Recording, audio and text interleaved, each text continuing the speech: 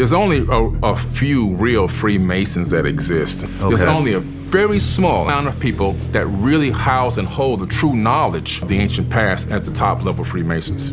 Yeah, this goes all the way back to deep, deep antiquity. We're talking about 30,000 plus years ago. There were these brick masons in ancient Kemet called the Shettu. After the Great Flood, Amun-Ra, aka Marduk, he's known as Marduk in the Bible, M-A-R-D-U-K, some people say Marduk, depending on how you want to pronounce his name. In Kemet, he was known as Amun-Ra, and this is why people say Amen, actually, it's to him. He actually made it a rule, a law. But he had these brick masons helping him rebuild the land of Kem. And these brick masons had the secret knowledge of space flight, technologies, how to turn stone structures into advanced computer housing, data storage devices, as well as power generators and many other functions. A lot of the stone structures that were built were actually multifunctional stone computers. If you're going to a place where you only have limited resources, that you can't take a factory and a whole bunch of workers with you, what do? You learn how to work with what's there. And they mastered stone masonry, but they also encoded and embedded a lot of the wisdom and knowledge from the ancient Egyptian mysteries and the Kemetic mysteries into the structures. Now, these Freemasons were called Shettu. As a matter of fact, the Shettu helped Amun-Ra escape. In the last, there was a pyramid war. There were 2 pyramid wars.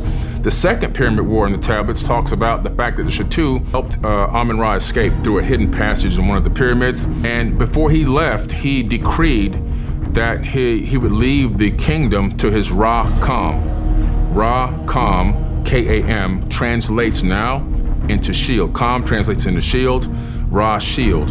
Over time, it became Rothschilds. And so this decree came down tens of thousands of years ago. Who's the richest family on the planet, worth $700 trillion combined income, net worth? The Rothschilds. It still is happening till this very, very day. And this masonry was part of the mysteries in the mystery schools. Only adept initiates, hand-picked people would get to learn this sacred knowledge. And then the Masons would actually encode it into structures and buildings, which is encoded all throughout the world, throughout Rome at the Vatican, all throughout Europe, all throughout areas like in Bosnia, believe it or not, where you have the Pyramid of the Sun there in the Bosnian Valley.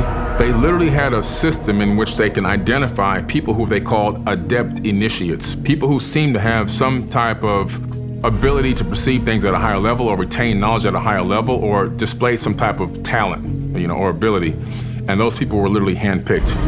Yeshua, aka Jesus, was one of these students as well. It's nothing to do with the knowledge, it has to do with how it's applied. And so a lot of people have taken ancient wisdom and ancient knowledge when they discovered how powerful it was and how it can control masses of people and allow you to supersede them economically and everything else. And they decided to use it for darkness, for negativity, for power-hungry type struggles and so forth. And so we have a situation where, unfortunately, a lot of these secret societies, Skull and Crossbones and Illuminati and all these things that exist, they all stemmed from ancient mystery schools and then developed into these subordinate dark entities that are now running the planet with Thoth from the Emerald Tablets, he calls them the Dark Brothers. Again, yin and yang, good and evil, exists throughout the entire universe. It permeates everything. Some people actually utilize it for the knowledge and the wisdom that it is and have kept it as secret and sacred knowledge.